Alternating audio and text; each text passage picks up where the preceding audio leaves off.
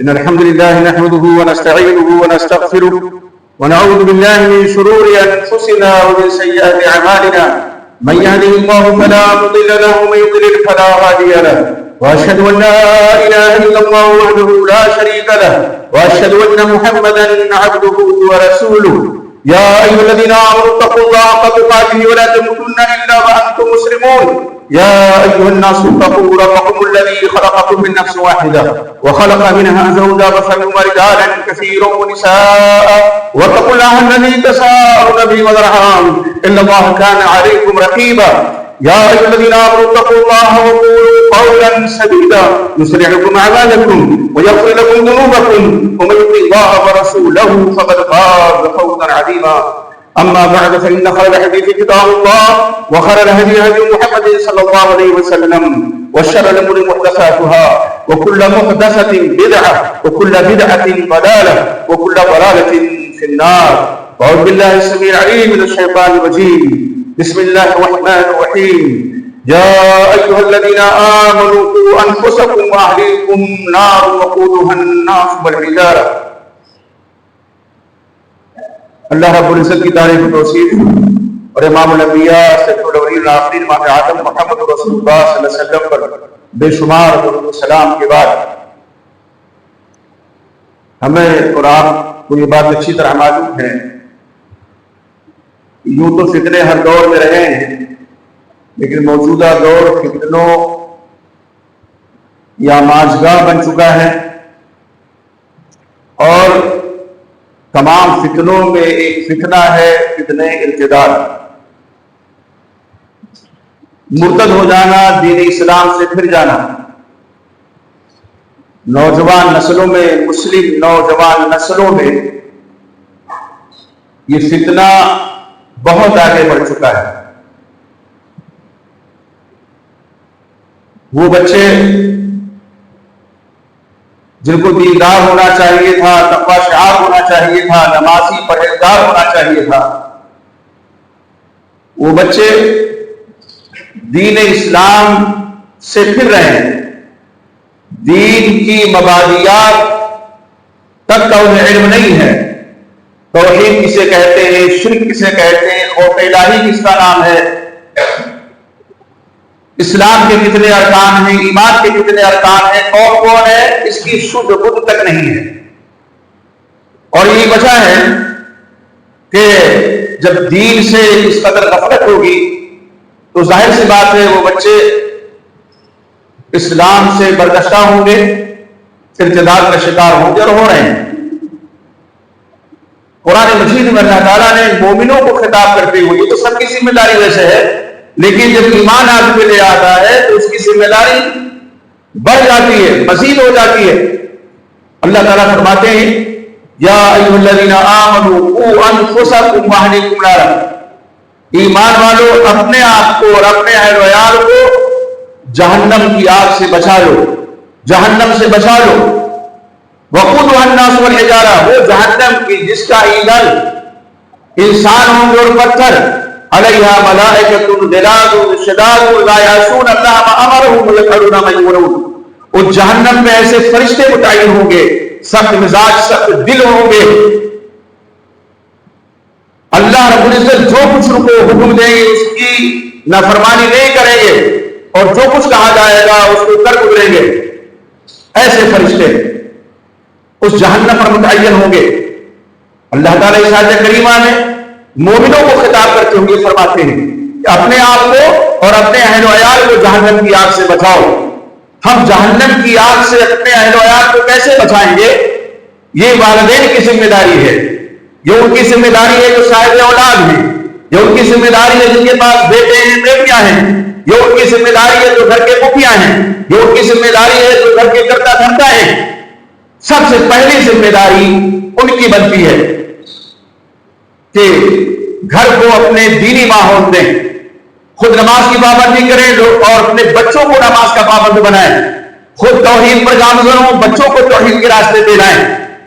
جب جائزہ اور دیا جاتا ہے، تجزیہ کیا جاتا ہے، چند اسباب نظر آتے ہیں ارتداد کے، ان میں سب سے پہلا سبب یہ ہے کہ والدین اپنی اولاد کی تربیت میں مجرمانہ حد تک غفلت کا شکار ہیں، ان کی صالح تربیت نہیں کرتے، ان کی دینی تربیت نہیں کرتے ہیں، ان کے جسم کی ضرورتیں پوری کرتے ہیں، ان کا لباس، ان کا رہنا، اٹھنا بیٹھنا، ساری چیزیں اعلیٰ پیمانے پر کرنے کی کوشش کرتے ہیں، لیکن اگر نہیں کرتے تو دینی تربیت اولاد کو صالح نہیں بناتے، اولاد کو نیک نہیں بناتے، اولاد کو تقویٰ شعار نہیں بناتے۔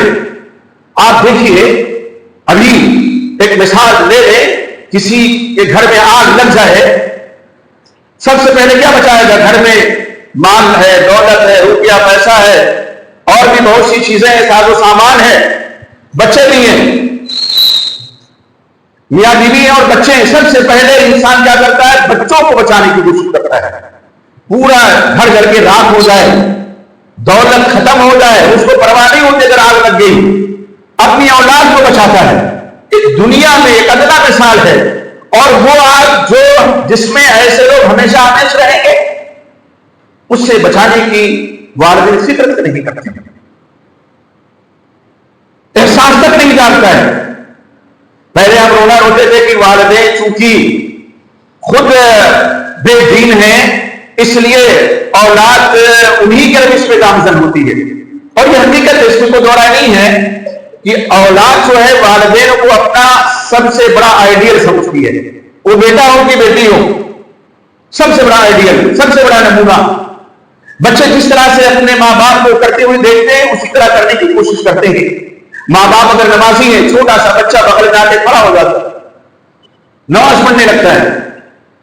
ماں باپ اگر گالی باز ہیں، ایک دوسرے کو گالیاں دیتے ہیں، دار و تشریح سے شکار بناتے ہیں، تو اولاد کے اندر بھی وہ صفت سرایت کر جاتی ہے۔ تو ایک سمپل سی بات ہے، لیکن آج حالم یہ ہے کہ وہ ماں باپ جن کو اپنے دین پر، اپنے تقویٰ پر بڑا غرہ ہے، سو کولڈ بہت دیندار ہے وہ، جبکہ حقیقت میں دینداری ان کے پاس نہیں ہے۔ ابھی جو بجنور کا واقعہ ہوا ہے، تازہ واقعہ، جامعیہ کا جو واقعہ ہوا ہے ابتدار کا، ایک دم ہمارے سامنے، پہلے تو مرد جاتے تھے تبلیغ میں نکلتے تھے، اب عورتیں بھی ماشاءاللہ کر کے جانے لگی ہیں۔ قرآن میں اللہ کیا فرماتے ہیں؟ فَلَوْلَا نَفَرَ مِنْ كُلِّ فِرْقَةٍ مِّنْهُمْ طَائِفَةٌ لِيَتَفَقَّهُوا فِي الدِّينِ وَلْيُنذِرُوا قَوْمَهُمْ إِذَا رَجَعُوا إِلَيْهِمْ لَعَلَّهُمْ يَحْذَرُونَ۔ اللہ فرماتے ہیں ایسا کیوں نہ ہو تم میں سے بڑی جماعت میں سے چھوٹی جماعت نکلے تاکہ دین کا علم حاصل کرے۔ يَتَفَقَّهُوا فِي الدِّينِ، پہلے نکلنا ہے دین کا علم حاصل کرنے کے لیے، اور اس کے بعد جب وہ لوٹ کر کے آئے علم دین سے آراستہ ہو کر کے، فقہ سے آراستہ ہو کر کے، سمجھ بوجھ سے آراستہ ہو کر کے، تو اپنی قوم کو ڈرائیں جس قوم میں وہ رہتے ہیں، ہو سکتا ہے قوم ڈر جائے۔ ایک دم شاید کریمہ کے ایک دم خلاف ہے، گھر جل رہا ہے، جلنے میں چلیں 40 دن کے لیے، چلیں 4 مہینے کے لیے، تو پہلے پر نکلتے تھے، ماں پھر بھی خیال کر دیتی تھی، اب پائے بھی نکلنے لگی۔ یہ جو بجنور کا بھی حادثہ ہوا انتہائی دردناک، وہ تو کہیے اللہ نے توفیق وقت کے سب کو گیا، اس نے سمجھایا تو وقتی طور پر اس نے توبہ کر دیا جائے، اس کی توبہ برقرار ہے بچی ہوگی۔ 40 دن کے لیے گئے، کبھی 4 مہینے کے لیے گئے، 6 مرتبہ کبھی گئے، 4 مرتبہ گئے، اور 2 بچیاں چھوڑ گئے ان کو۔ وہ کہہ رہی ہے اگر کوئی ضرورت پیش آ جائے ہم کیا کریں گے؟ اللہ حفاظت کرے گا، اس کو دو رائے نہیں ہے، اللہ ہی محافظ ہے اور اللہ ہی حفاظت کرنے والا ہے۔ لیکن اس سے اللہ تعالیٰ نے ہمیں حکم دیا کہ اسباب کو اپناؤ، شریعت نے ہمیں حکم دیا، اللہ کے رسول نے فرمایا پہلے اونٹ کو کھوٹے سے باندھو ثم توکل اللہ، پھر اللہ پر بھروسہ کرو۔ توکل یہ ضروری ہے، یہ ہمارے ایمان کا، ہمارے عقیدے کا حصہ ہے، لیکن یہ کہ ہم اسباب کو نہ اپنائیں اور ایسے ہی کہتے ہیں، اس کو توکل نہیں کہتے، اس کو بناوٹی توکل کہتے ہیں، اس کو تواکل کہا جاتا ہے اردو زبان میں، خواہ بخواہ کا توکل ہے یہ۔ تو اللہ، اور پھر وہ ہوا جو نہیں ہونا چاہیے تھا، پیسے کی ضرورت پڑی، بینک نے منع کر دیا کہ لاؤ جو ہے اس کو جس کے نام سے کھاتا ہے، سہیلی کے پاس فون کیا اور اپنے بھائی کو لے کر کے آ گئی، پھر انہوں نے مدد کی، پڑوس کے لوگوں نے بھی مدد نہیں کی، اور کس طرح سے پھر رات میں جب بارش ہوئی تو وہیں رکے، اور پھر نمبر کا تبادلہ ہوا، پھر وہ ارتداد کے شکار بچی ہوئی۔ اور جامعہ ملیہ کا حادثہ تو اس سے زیادہ بھیانک ہے کہ اس کا قتل ہو گیا۔ ذمہ دار کون ہے؟ ذمہ دار سب سے پہلے ذمہ دار والدین ہیں. وہ آدمی کہتا ہے کہ میں جب پہنچا اس تبلیغی بھائی کے گھر تو باپ اس کے موجود تھے, خبر لگی کہ 2 بیٹیاں مرتد ہو چکی ہیں, ہاتھ میں تسبیح ہے, داڑھی ہے ماشاءاللہ اور ٹوپی ہے سر پہ, لگتا ہے کہ کتنے دیندار آدمی. بیٹی کہتی ہے یہ بظاہر دیندار ہے, باہر لوگوں سے ان کے برتاؤ بہت اچھے, ان کا تعلق بہت اچھا ہے, لیکن یہ گھر کے اندر بڑے ظالم ہیں. ظالم سب سے بڑی نعمت اولاد ہے دنیا میں, ایمان کے بعد, تقویٰ اور عقیدے کے بعد. انسان میں سب سے بڑی نعمت, اس نعمت کی ناقدری ہو رہی ہے. اللہ نے ایک امانت دی ہے والدین کو, اس امانت کو والدین اگر ضائع کریں گے, ان کو متقی پرہیزگار نہیں بنائیں گے, کل قیامت کے دن ہوگا اور ایسے والدین ایک صف میں کھڑے ہوں گے اور ایسی اولاد ایک صف میں کھڑی ہوگی اور یہ اولاد فریادی بن جائے گی. ایسے ماں اور باپ کی گھٹیاں کھینچی جائیں گی تو پتہ چلے گا. اور یقین جانیے جو بچے ابتداء کا شکار ہو رہے ہیں اور گھر کا ماحول ان کو بیوی نہیں ملا اس وجہ سے شکار ہو رہے ہیں, صرف وہی جہنم میں نہیں جائیں گے, وہ اصحاب جب دستار بھی جائیں گے, وہ نمازی بھی جائیں گے جن کی پیشانوں پہ سجدے کے نشان ہیں, اور ہو سکتا ہے وہ تسبیح کے دانے جو گنتے گنتے انگلیاں نہیں تھکتی ہیں ان تسبیحات کے ساتھ وہ کان پہ ڈھکے دیے جائیں. عجیب مسئلہ ہے. تمہیں اپنی عاقبت کی فکر ہے اور اس امانت کی فکر نہیں ہے جو اللہ نے اولاد کی شکل میں تمہیں بخشی ہوئی ہے. یہ کہاں کا ایمان ہے, یہ کہاں کا تقویٰ ہے, یہ کہاں کا تدین ہے. تو اب تو معاملہ بہت آگے بڑھ چکا ہے. پہلے ہم روتے تھے کہ خود بے دین ہے اس لیے اولاد بے دین دیندار ہیں, لیکن انہوں نے اپنی اولاد کی صحیح تربیت نہیں کی ہے, انہوں نے دیندار نہیں بنایا, متقی پرہیزگار اولاد کو نہیں بنایا. تو یہ جو ابتداء کا فتنہ ہے اس کا سب سے پہلا سبب ہے جو گھر ہی میں ہے, وہ والدین کی مجرمانہ غفلت ہے اپنی اولاد کی تعلق سے. اللہ کے نبی محمد صلی اللہ علیہ وسلم کو دیکھیے, حضرت عمر بن سلمان کی تربیت اپنے نبی کی تربیت فرما رہے ہیں دسترخوان پہ, اور وہ کہا کہ جو بھٹک رہا ہے آپ یا غلام سب مل رہا ہے, بچے بسم اللہ کرو, بسم اللہ کر کے کھانا شروع کرو, کل بیمینک اپنے داہنے ہاتھ سے کھاؤ, کل مما یلیک جو قریب ہے وہاں سے کھاؤ. کتنی پیاری تربیت کا انداز ہے. خطاب کیا انتہائی نرم انداز میں اور تربیت آپ نے کس طرح سے فرمائی. حضرت لقمان علیہ السلام کو دیکھیے, اپنے بیٹے سے سب سے پہلے کہا یا بنی لا تشرک باللہ ان الشرک لظلم عظیم, اے بیٹے اللہ کے ساتھ کسی کو شریک نہ کرنا, بے شک شرک بہت بڑا ظلم ہے. آج کون بتاتا ہے کہ شرک کیا ہے, توحید کیا ہے, بدعت کیا ہے, کفر کیا ہے. بس بچوں کو کانوینٹ اسکول میں داخل کر دیا اور مطمئن ہو گئے.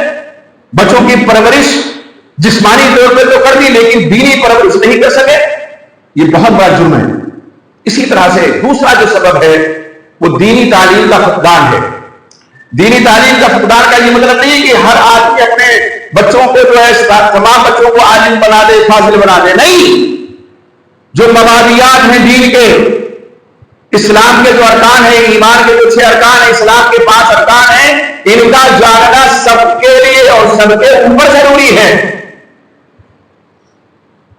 حصول علم کے لیے کچھ لوگ نکلیں گے جو انتہا درجے کو پہنچیں گے, لیکن جو دین کے اصل الاصول ہیں,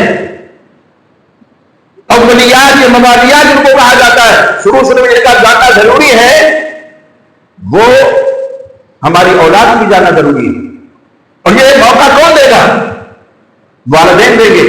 تو والدین کیا کرتے ہیں, بچوں کو دینی تعلیم نہیں دیتے. جیسے ہی بستہ کندھے پہ لٹکانے کے لائق ہوا کانوینٹ اسکول میں داخل کر دیا.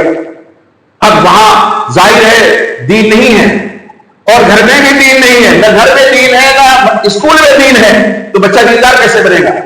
وہ کیسے سمجھے گا؟ اس شخص نے جو سمجھایا اللہ کے بارے میں, دین کے بارے میں, تو بچے کی سمجھ بات آتی پڑھی لکھی تھی. لیکن یہاں کیا ہے, یہاں تو شروع ہی سے نہ دینی تربیت ہے, نہ دینی ماحول ہے اور نہ دینی تعلیم ہے. تو کم سے کم بچوں کو قرآن کی تعلیم ہونی چاہیے. قرآن پڑھائیں, کسی حافظ صاحب کو متعین کریں, کسی مدرس کو لگائیں. ہم کیا کرتے ہیں, انگلش کے لیے, سائنس کے لیے, الجبرا جیومیٹری کے لیے ٹیوٹر رکھ لیتے ہیں, لیکن قرآن پڑھانے کے لیے توفیق بہت سے لوگوں کو نہیں ہوتی. تو ایک طرف اگر آپ وہ علوم بچے کو دے رہے ہیں جو کوئی دنیاوی کہا جاتا ہے, تو دینی علوم کب دیں گے؟ اسلام منع نہیں کرتا ہے، علم نافع حاصل کریں بچے ہمارے آپ کو اور ہم سب، لیکن اس کا قطعی مطلب نہیں ہے کہ دینی علم سب سے پہلا جو علم ہے نافع وہ دینی علم ہے، اس کے بعد ڈاکٹر بنے، انجینئر بنے، کچھ بھی بنے۔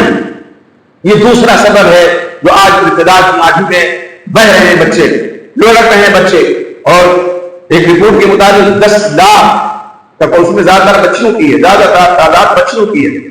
تیسرا سبب جو ہے وہ مخلوط نظام تعلیم ہے۔ کالجوں میں، یونیورسٹیوں میں بچے اور بچیاں ایک ساتھ پڑھتی ہیں، ایک ساتھ، اور والدین کو کوئی فکر نہیں ہے، صبح بس آ کر کے بہن آ کر کے لے گئی اور دوپہر کے بعد لا کر کے چھوڑ گئی۔ ان کو یہ فکر نہیں ہے کس کے ساتھ ہماری بچی اٹھتی ہے، کس کے ساتھ بیٹھتی ہے، کس کے ساتھ کس کے تعلقات ہیں، اور اسمارٹ فون بھی پکڑا دیا ہے جبکہ یہ سب سے بڑا فتنہ ہے آج کے دور کا۔ اور جب بچے بہن جاتے ہیں، بچیاں بہن جاتی ہیں، تب آنکھ کھلتی ہے، تو اب کیا فائدہ ہے؟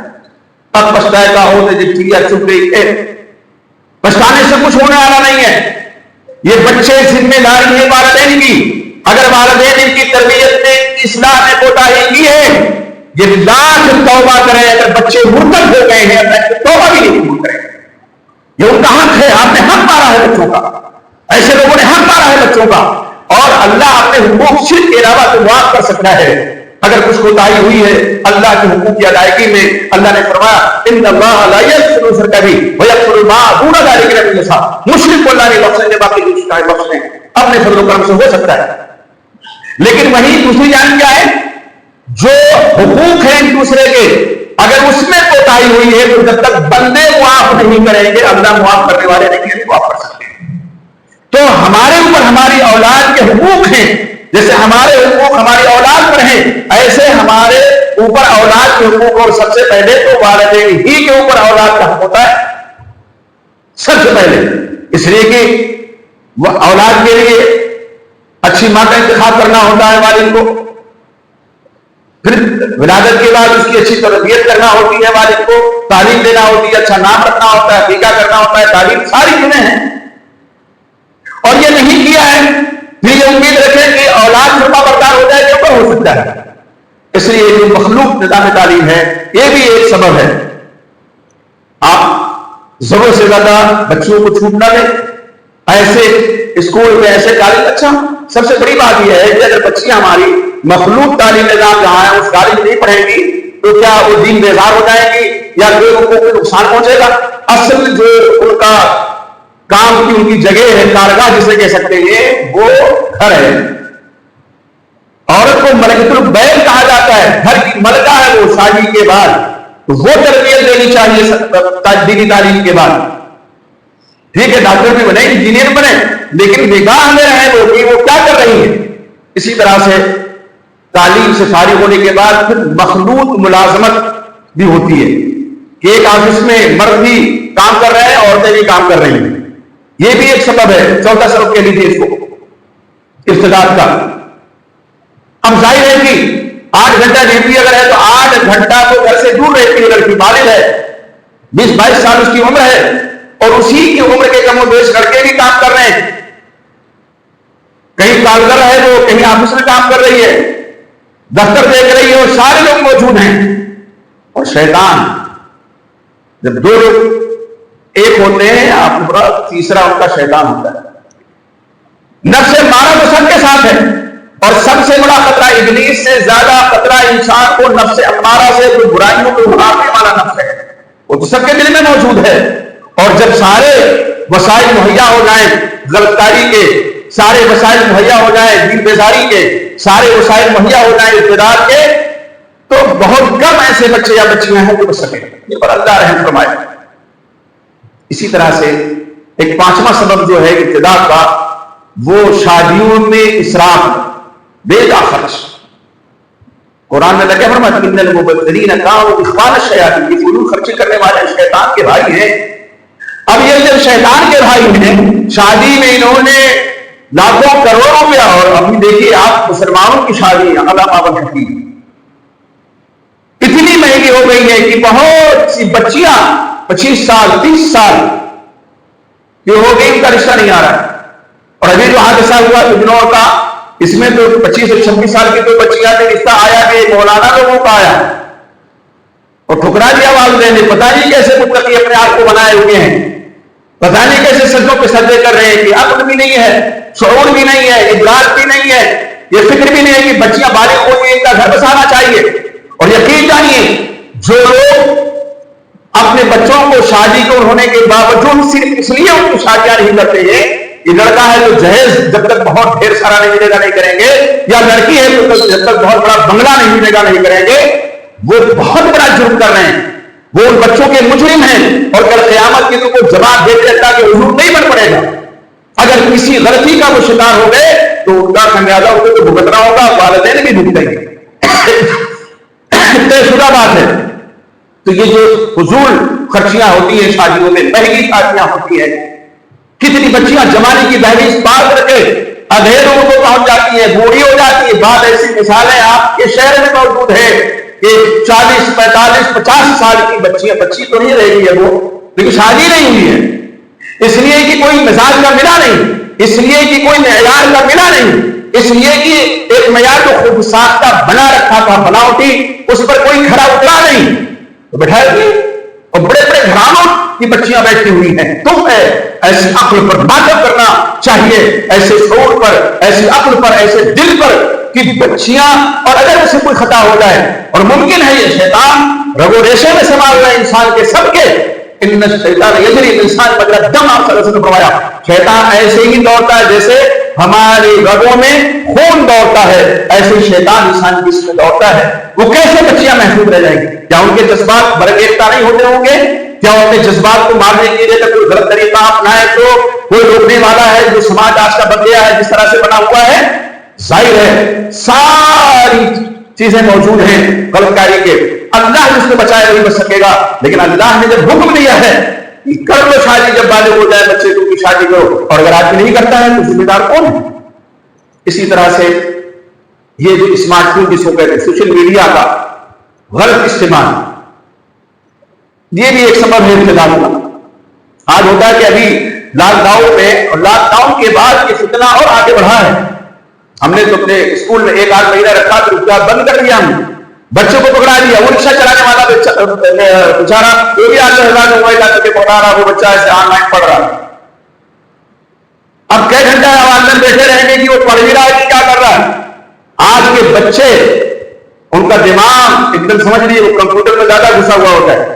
ہم لوگ تو بہت دینی معلومات نکال کے بڑی پریشانی ہو جاتی ہے, وہ تو پتہ نہیں کہاں گھس جائیں, اور اگر کوئی غلط سائٹ کھل گئی تو پھر کون بچائے گا؟ اس نے بڑا دیر کر کے ہم بند کیا, ہم نے کہا یہ غلط بات ہے. تو یہ ٹھیک ہے آن لائن تعلیم ہونے چاہیے, لیکن جو شعور کو پہنچ جائیں, جو باقاعدہ طور پر یہ احساس کر سکیں کہ نیکی کیا ہے, برائی کیا ہے, نیکی کے راستے پہ جو وہ پڑھیں. اس میں کوئی نہیں بچوں کو پکڑا دینا, یا خصوصاً بچیوں کو پکڑا دینا. ابھی ان کی عمر کیا ہے, 15 سال ہے, 16 سال ہے, 18 سال ہے, 20 سال ہے, جو مراہقت کی عمر ہوتی ہے. مراہقت عمر کا وہ مرحلہ ہے جو سب سے خطرناک مرحلہ ہوتا ہے. جذبات اسی مرحلے میں بھڑکتے ہیں, اور شیطان اسی مرحلے میں زیادہ شکار کرتا ہے نوجوانوں کا, چاہے بچے ہوں, لڑکے ہوں یا لڑکیاں ہوں. تو سوشل میڈیا کا جو استعمال ہے یہ بڑا خطرناک ہے. بہت سے ایسے بچے جو مسلمان نہیں ہیں لیکن پروفائل انہیں بنا رکھی ہے مسلمان کے نام پر, اور قرآن کی آیتیں بھی شیئر کر رہے ہیں. حدیث ایک دم ریل بات میں کہہ رہا ہوں, سچی بات ہے, وہ حدیث بھی شیئر کر رہے ہیں, قرآن کی آیتیں بھی شیئر کر رہے ہیں. اب ایک بچی اگر آج ان کے نمبر مل گیا تو سمجھتی ہے وہ کہ یہ تو بڑا اچھا ہے, بڑا نیک ہے, بڑا دیندار ہے, اسلامی کورس سے بھیجتا ہے. اور پھر دھیرے دھیرے دوستی, اور پھر اس کے بعد شیطان کے پنجے میں دونوں آ جاتے ہیں, تو پھر اقتدار سے کون بچائے؟ تو یہ بہت خطرناک چیز ہے.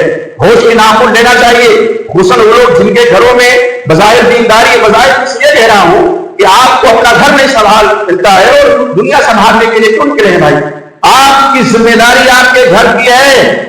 کل قیامت میں کسی سے نہیں پوچھا جائے گا کہ تمہارے پاس علم نہیں تھا تو تبلیغ کے لیے کیوں نکلے, کیوں نہیں نکلے, کیوں نہیں نکلے, علم نہیں تھا تو کیوں نہیں نکلے.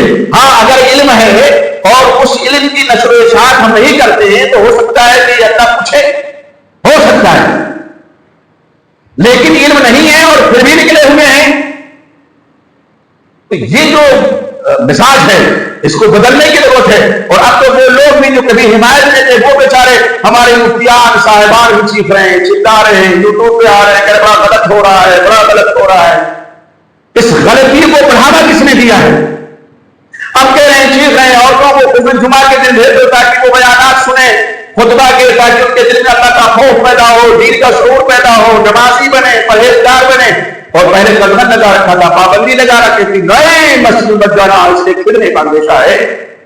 ایک بیٹی جو باپ کے ساتھ مسجد میں جاتی ہے کتنا ہے, ایک بیوی جو شوہر کے ساتھ مسجد میں جاتی ہے فتنے کا باعث ہے, ایک بہن بھائی کے ساتھ جاتی ہے فتنے کا باعث ہے. فتنہ کب ہے؟ جب گھر میں ان کو تنہا چھوڑ دیا جائے جیسے کہ زندہ مثال. اور ایک مثال ہم لوگ کے پڑھنے کے زمانے میں ہم نے سنی, ہمارے استاد تھے, شیخ الحدیث تھے, مفتی تھے, اور صحیح بخاری کے استاد علیہ کو غریب رحمت کرے وہاں صاحب فیضی رحمہ اللہ کے پاس آیا, واقعہ بیان کیا. عیدین میں نہیں جانے دیتے. اب ایک لڑکا اور لڑکی مسلمان ہی تو تھے, انہوں نے عید ہی کا دن منتخب کیا کہ جب بھائی اور باپ نہیں رہیں گے, والد نہیں رہیں گے, بھائی نہیں رہیں گے, اور لوگ جب چلے جائیں گے عیدگاہ, پھر آ جانا چپکے سے, ہم نکل چلیں گے دونوں عید کے لیے. بڑا ہنگامہ قصبے میں ہوا, وہ قصبے کہ تم کہتے تھے لے جانے میں فتنہ ہے, یہاں گھر چھوڑ جانے میں فتنہ. تو فتنے کی پریبھاشا کیا ہے, فتنے کی تعریف کیا ہے, یہ سمجھنے کی ضرورت ہے. بس فتنہ کے دل لگائیں اور مسجد میں پابندی لگا دیں, عیدگاہ میں جانے سے پابندی لگا دیں. اور اب آپ کہہ رہے ہیں جب ایک چیز کا آدمی عادی ہو جاتا ہے تو بہت مشکل سے چیز ہوتی ہے. آپ فتویٰ دیتے رہیے, آپ اخبار میں بیان دیتے رہیے, آپ یوٹیوب پر آ کر کے ٹی وی پہ آپ بھیجیے, ضرور بھیجیے, خود جمعہ کے دن بھیجیے, خود جمعہ کے دن بھیجیے, بعض رسیت کی مجلسوں کے لیے دیجیے. پہلے کہاں تھے؟ اب جب پانی سر سے اوپر ہو گیا ہے تو وہ سر سے نیچے کیسے اترے گا؟ بہت مشکل ہے. جب ضرورت تھی اس فتنے کا سدباب اس طرح کیا جا سکتا تھا تب نہیں کیا, تب ہوش کیا, ناخن نہیں لیے, تب آنکھیں نہیں کھلی, اور اب کھلی ہیں تو آنکھوں کے کھلنے سے کیا ہوتا ہے؟ ابھی محرم کا مہینہ گزرا ہے, تعزیہ داری پہ بڑے بڑے بیچارے مولوی باقاعدہ بیان دے رہے ہیں, بڑی علماء کہ نہیں یہ تو غلط ہے اور یہ تو شرک ہے, یہ وہ ہے.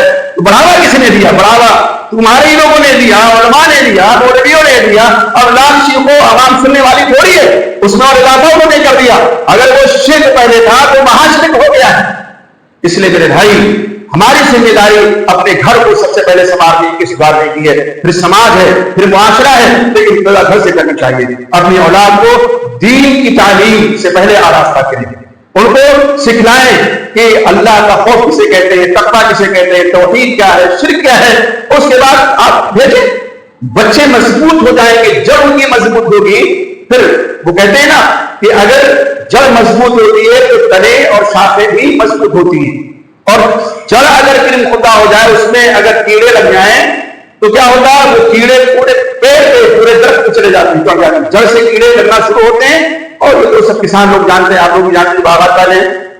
یہی حال ہے, جڑ کو مضبوط کیجیے. اللہ سے دعا کیجیے کہ اللہ رب توفیق دے کہ ہم اپنے بچوں کی صحیح دینی تعلیم تربیت کریں, ان کو آراستہ کریں دینی تعلیم سے, ان کو نمازی بنائیں, خود نمازی بنے, پرہیزگار بنے, ان کو بھی نمازی پرہیزگار بنانے کی کوشش کریں. اللہ ہم تیرے آج جو مادہ بندے گنے گار حصیدار ہیں, لیکن میرے مولا تیرے سے وابستہ ہیں. اللہ ہمارے گناہوں کو معاف فرما, ہمارے گناہوں کو معاف فرما, ہماری خطاؤں کو معاف فرما. اللہ ہمارے وہ بچے ہمارے سماج کے, ہمارے معاشرے, مسلم معاشرے کے بچے جو ارتداد کا شکار ہیں, اللہ تعالیٰ ان کو دین اسلام میں واپس آنے کی توفیق عطا فرما. اللہ رب العزت جو لوگ اپنے بچوں کی تعلیم اور تربیت کے تعلق سے غفلت کا شکار ہیں, اللہ انہیں ہوش مند بنا دے. اللہ رب العزت انہیں تقویٰ اور خوف الہی کی دولت سے مالا مال فرما دے. اللہ رب العزت کے والدین یا والدین سے کوئی جو حیات ہیں اللہ توفیق عطا فرما, ہم ان کی خدمت کر کے تیری رضا حاصل کر لیں. اللہ مجھے کے والدین یا والدین سے کوئی وفات پا چکے ہیں, اللہ ان کے بال بال مغفرت فرما. اللہ رب ہم لوگ جو بیمار ہیں ان کو شفا عطا فرما. ہمارے بھائی نے بھی دعا کی, اللہ تعالیٰ ان کی والدہ محترمہ کو شفا کامل عاجل عطا فرما. اللہ کو جتنے مریض ہیں, مریضہ ہیں, اللہ سب کو صحت کامل عاجل عطا فرما. اللہ رب العزت کی وطن ہمارا پیارا وطن ہے, اس وطن سے کتنی محبت ہے. اللہ ہمیں اس وطن میں امن کی زندگی عطا فرما, ہماری عزت و آبرو کی حفاظت فرما, ہماری جان ہمارے مال کی حفاظت فرما. اللہ تمام فتنوں سے, تمام آزمائشوں سے اللہ ہم سب کو پاک محفوظ فرما دے. اللہ رب العزت ظالموں کو ظلم و ستم سے پاک محفوظ فرما دے. اللہ ہم سب کو ظالموں کے ظلم و ستم سے پاک محفوظ فرما دے. اللہم اننا نظرک فی نحورہم ونعوذ بك من شرورهم اللهم إنا نجعلك في نحورهم ونعوذ بك من شرورهم اللهم إنا نجعلك في نحورهم ونعوذ بك من شرورهم. اللہ جب تک دنیا میں زندہ ہیں ہم ایمان کی حالت میں زندہ رہیں اور جب ہمارا خاتمہ ہو ہم سب کے لبوں پہ اشہد ان لا الہ الا اللہ واشہد ان محمدا عبدہ ورسولہ. آمین.